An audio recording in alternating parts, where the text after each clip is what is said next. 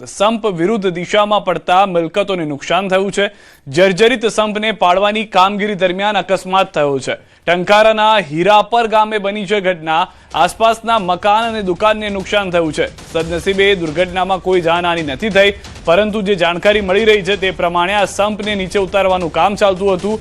અત્યાર સુધી તો જે રીતે સફળતાઓ મળતી હતી તેને લઈને અધિકારીઓ, ત્યાં જે લોકો હાજર હતા એ તમામ લોકો કોન્ફિડન્ટ હતા કે સંપ તેમણે જે રીતે વિચાર્યું છે તે રીતે જ પડશે, પરંતુ આસપાસના કેટલાક રહેણાંક મકાન ઉપર પડ્યો હોવાની જાણકારી મળી રહી છે। વધુ માહિતી ન્યૂઝ 18 સંવાદદાતા રવિ અમારી સાથે જોડાઈ ગયા છે। રવિ, શું પરિસ્થિતિ છે? સંપ જે ધાર્યું હતું એની કરતા ખોટી દિશામાં પડ્યો હોવાની પણ જાણકારી છે। ટંકારાના હરિપર ગામે જર્જરિત પાણીના સંપને પાડવાની કામગીરી કરવામાં આવી રહી હતી। તે દરમિયાન અચાનક જ અકસ્માત સર્જાયો હતો। સંપને નિર્ધારિત દિશામાં પાડવાને બદલે વિરુદ્ધ દિશામાં ધડાકાભેર ધરાશાયી થતા નજીકના મકાન અને દુકાનને દિવાલને ભારે નુકસાન થયું હતું। જ્યાં એક દુકાન હતી તે સંપૂર્ણપણે દબાઈ ગઈ હતી અને જે મકાન હતું મકાનમાં ઘણું નુકસાની આવી હતી, પણ જાનહાનિ કોઈ થઈ હોવાની માહિતી સામે નથી આવી, પરંતુ મકાન માલિક છે તે કાયદેસરની કાર્યવાહી કરવાના હોવાની પણ માહિતી સામે આવી રહી છે। રવિ, શું કહે છે અધિકારીઓ? કેમ આવું થયું? જે વિચાર્યું હતું એની કરતા વિરુદ્ધ દિશામાં જઈને કેમ પડ્યો જે સંપ ઉતારવાનો હતો એ? અમારા સૂત્રો પાસેથી તપાસ કરવામાં આવી ત્યારે અધિકારીઓનું કહેવાનું થયું કે તપાસ ચાલુ છે, આ કઈ રીતે ઘટના સર્જાણી। નહીતર જે દર વખતની જેમ ડિમોલિશન કરતા હોય તે નિર્ધારિત દિશામાં પડતી હોય છે ટાંકી, પરંતુ આવું કેમ થયું તેની માટે તપાસ કરી રહ્યા છે હાલ। અને હાલમાં કોઈ ઇજાગ્રસ્ત છે કે ત્યાં આગળ કોઈ લોકો હતા કે નહીં તે વિશે કોઈ જાણકારી? પહેલેથી જ લોકોને દૂર ખસેડી દેવામાં આવ્યાની માહિતી સામે આવી છે। જ્યારે ઘટના બની ત્યારે કોઈ ત્યાં હાજર ન હોવાનું પણ સામે આવ્યું છે। આભાર સમગ્ર માહિતી બદલ રવિ। તો હાલમાં જે ઘટના ઘટી છે, જે રીતે હાલમાં ન્યૂઝ 18 સંવાદદાતાના પણ સૂત્રોએ જણાવ્યું છે તે પ્રમાણે જે નિર્ધારિત જગ્યા હતી અને જે રીતનું પ્લાનિંગ હતું તે પ્રમાણેનું ચિત્રમાં પણ જોવા ન મળ્યું, અને ત્યારબાદ જે દુર્ઘટના ઘટી એનું પરિણામ જે છે તે જોવા મળી રહ્યું છે। કેટલીક દુકાન જે ત્યાં આગળ હતી અને મકાન જે હતું તેના ઉપર આ સંપ પડવાને કારણે મકાન માલિક તરફથી કાયદાકીય પગલાં લેવામાં આવશે તેવું પણ જણાવવામાં આવ્યું છે। ભરૂચથી સમાચાર। અંકલેશ્વરમાં 2 વીજપોલ ધરાશાયી થયા છે। કાર પર વીજપોલ પડતા મોટું નુકસાન થયું છે। મહાશિવ હોટલ નજીક બની છે ઘટના। કારમાં બેઠેલા ડ્રાઈવરનો આબાદ બચાવ થયો છે।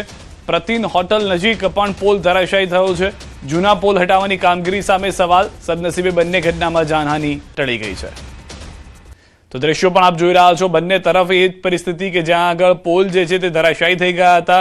સદનસીબે ત્યારે કોઈ લોકો ત્યાંથી પસાર નહોતા થઈ રહ્યા અથવા ત્યાં ઊભા ન હતા, જેથી તેઓ મોતને બચી ગયા છે। મોતનો કોઈ આંકડો નથી નોંધાયો, પરંતુ નુકસાની જે છે તે ચોક્કસથી થઈ છે। જે રીતે દ્રશ્યોમાં પણ આપ જોઈ રહ્યા છો તે પ્રમાણે ગાડી ઉપર એક નુકસાનના દ્રશ્યો જોવા મળી રહ્યા છે, અને બીજી તરફ જે લોકોએ ત્યાં આગળ દ્વિચક્રી વાહન પાર્ક કર્યા હતા ત્યાં પણ થોડું ઘણું નુકસાન થયું છે। 10 કલાકમાં 110 તાલુકામાં વરસાદ। ખેરગાંવ વલસાડમાં 2.5 ઇંચ વરસાદ, નાના પોંજા વીરપુરમાં 2.5 ઇંચ વરસાદ, સંતરામપુર ફતેપુરામાં 1.5 ઇંચ વરસાદ, ધરમપુર વાંસદા સંખેડામાં 1 ઇંચ વરસાદ, વઘઈ ધોલેરામાં 1 ઇંચ વરસાદ નોંધાયો હોવાની જાણકારી છે। તો હાલમાં જે રીતની આગાહી હતી તે પ્રમાણેનો વરસાદ અલગ અલગ વિસ્તારોમાં જોવા મળી રહ્યો છે। ખાસ કરીને દક્ષિણ ગુજરાત અને કેટલાક ઉત્તર ગુજરાતના વિસ્તારો છે કે જ્યાં આગળ વરસાદ નોંધાયો છે। પાટણ જિલ્લામાં પણ સતત બીજા દિવસે બપોર બાદ વરસાદની એન્ટ્રી થઈ। હારીજ તાલુકામાં ધોધમાર વરસાદ। હારીજ તાલુકાના ગ્રામ્ય વિસ્તારમાં ભારે પવન સાથે વરસાદ આવ્યો છે। હારીજ, ચંદ્રુમણા, બોરતવાડા, અડિયા, કુરેજા સહિતના પંથકમાં વરસાદ થયો છે। વરસાદ વરસતા ઉકળાટથી પણ લોકોને મળી છે રાહત। તો લાંબા સમયથી જે ઉકળાટનો માહોલ હતો તે હાલમાં ઠંડક જોવા મળી રહી છે। કેટલાક રસ્તાઓ એવા થયા છે કે જ્યાં આગળ ભારે વરસાદને કારણે જળમગ્નની પરિસ્થિતિનું નિર્માણ થયું હોય।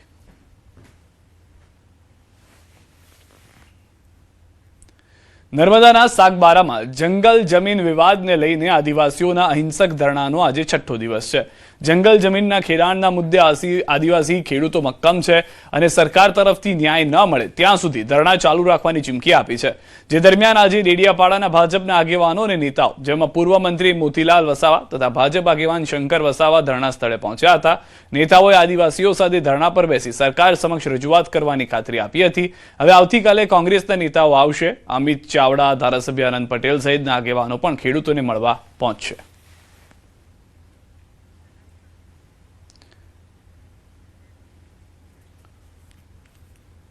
મળી છે સાગબારાની અંદર, અને નવી વસતમાં ઉમરપાડા તાલુકાની નવી વસતમાં એના 14 ચેનલ બધી કુલ ટોટલે 28 સનદ મળી છે અને અમને એવું કહેતા છે કે તમારો દાવા અરજી નકલી છે એમ કહેતા છે. તો એ લોકોને સનદ મળી તો અમને કેમ અમારી કે દાવા અરજી નકલી બતાવી છે. અમે ધરણા પર બેઠા છે અને આજથી 17 દિવસ થઈ ગયા છે. ખોપી ગામે ખેતરાળીમાં અમે બેઠા છે. અહીંયા વધુ માહિતી ન્યૂઝ 18 સમાચાર દીપક પાસેથી મેળવીશું. દીપક, ભાજપના પણ કેટલાક આગેવાનો પહોંચ્યા છે પરંતુ હજી પણ એ મુદ્દાનું નિરાકરણ નથી આવી રહ્યું.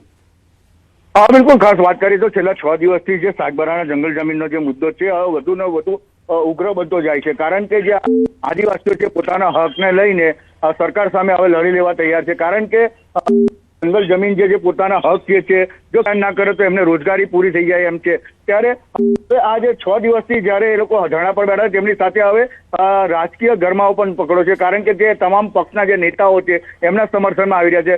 પહેલા જે સાંસદ મનસુખ વસાવા અને ડોક્ટર દર્શનાબેન દેશમુખ જે ભાજપના ધારાસભ્ય અને સાંસદ છે તેઓ તેમના ધરણા પર એમની સાથે ધરણા પર બેસી ચૂક્યા હતા. ત્યારે ત્યારબાદ આપના જે નેતાઓ છે તે લોકો જે સમર્થનમાં આવ્યા હતા. પરંતુ હવે આવતીકાલે જયારે દેશમાંથી જે અમિત ચાવડા છે, જે આનંદ પટેલ ધારાસભ્ય છે અને અનેક કોંગ્રેસ જે નેતાઓ છે જે તેમના સમર્થનમાં આવી રહ્યા છે. એટલે આ જે જંગલ જમીનનો જે મુદ્દો છે વધુ ને વધુ હવે ઉગ્ર બનતો જાય છે.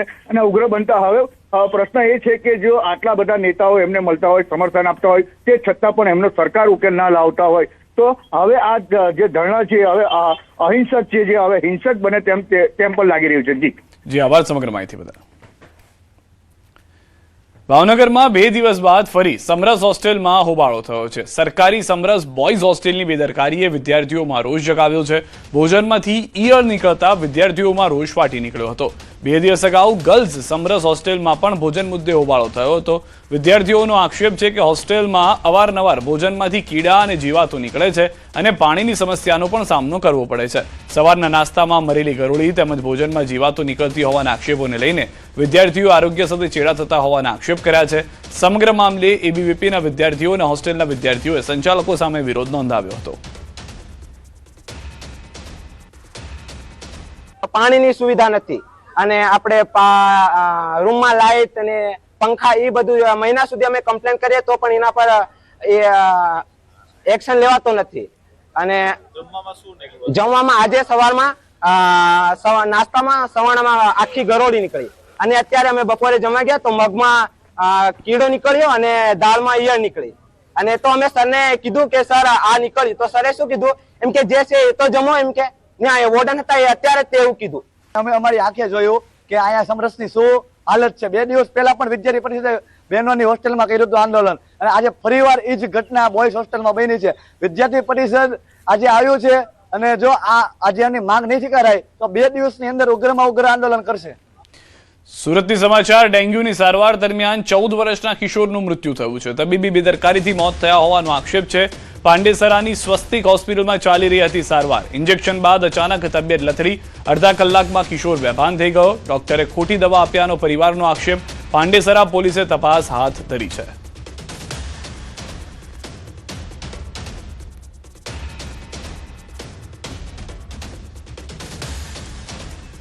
शाम तक तो ठीक था, फिर जैसे वो इंजेक्शन दिया तो टट्टी पेशाब उसका दोनों छूट गया और फिर ऐठना चालू हुआ और आधा घंटा बाद वो बेहोश हो गया, फिर बेहोश ही रह गए. भाई मेरे को तो लगता है उसका लास्ट इंजेक्शन जो है उसमें हैवी डोज दे दिया या तो उसने एक्सपायर डेट का इंजेक्शन दे दिया. આણંદના તત્કાલીન ડેપ્યુટી કલેક્ટર કેતકી વ્યાસની એસીબીએ અપ્રમાણસર મિલકત રાખવાના ગુનામાં ધરપકડ કરી. એસીબી દ્વારા વર્ષ 2023થી શરૂ કરાયેલી તપાસમાં ચોંકાવનારો ઘટસ્ફોટ થયો છે, જેમાં કેતકી વ્યાસ પાસે તેમના કાયદેસરના પગાર કરતા 68.84 ગણી વધુ એટલે કે 3 કરોડ રૂપિયાથી વધુની સંપત્તિ છે. આ કરોડોની વધારાની સંપત્તિ અંગે તેઓ એજન્સી સમક્ષ કોઈ જ ઘટસ્ફોટ કરી શક્યા ન હતા. સેશન્સ કોર્ટ અને હાઈકોર્ટ દ્વારા તેમની આગોતરા જામીન અરજી ફગાવી દેવામાં આવતા એસીબીએ કાર્યવાહી તેજ કરી. અમદાવાદ ક્રાઇમ બ્રાન્ચની મદદથી લોકેશન ટ્રેસ કરીને શેલા વિસ્તારમાં આવેલી તેમની બહેનના ઘરે છુપાયેલા કેતકી વ્યાસની એસીબીએ ધરપકડ કરી હતી.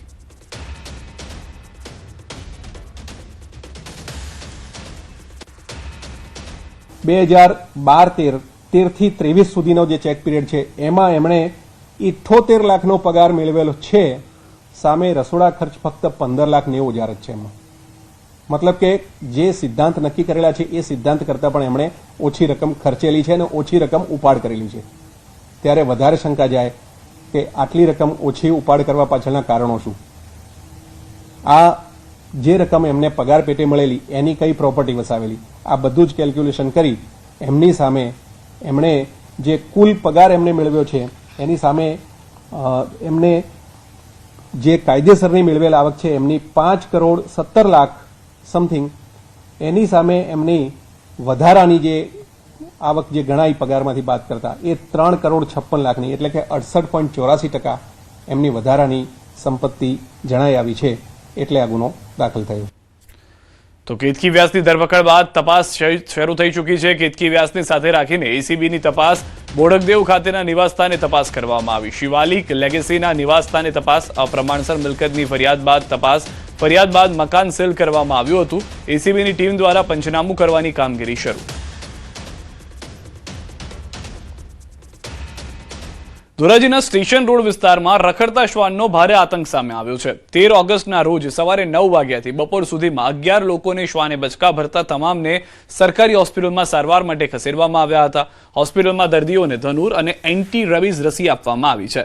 મેડિકલ ઓફિસરે લોકોને અપીલ કરી છે કે શ્વાન કરડે ત્યારે ચટણી કે કોઈ મલમ ન લગાવવું, ખોટા ઘરગથ્થુ ઉપચારથી બચવું જોઈએ. ખાસ કરીને કૂતરું કરડેલી જગ્યા પર લાલ મરચું કે ચટણી લગાવવાની પ્રથા તદ્દન ખોટી છે. તેને બદલે ઘાને 10 મિનિટ સુધી વહેતા નળના પાણી નીચે ધોવા જોઈએ અને તાત્કાલિક નજીકની સરકારી હોસ્પિટલમાં જઈને રસી મુકાવી અત્યંત આવશ્યક છે.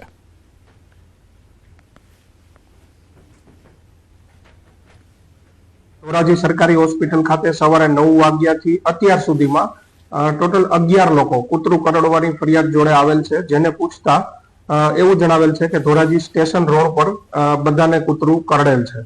જેમને ધનુરનું ઇન્જેક્શન, કૂતરું કરડવા માટે જે આપવામાં આવતું હોય એ ઇન્જેક્શન, ઉપરાંતમાં જે હડકવા માટે જે રસી મુકાતી હોય છે એ ઇન્જેક્શન, એ બધી વેક્સિન અહીં આપેલી છે.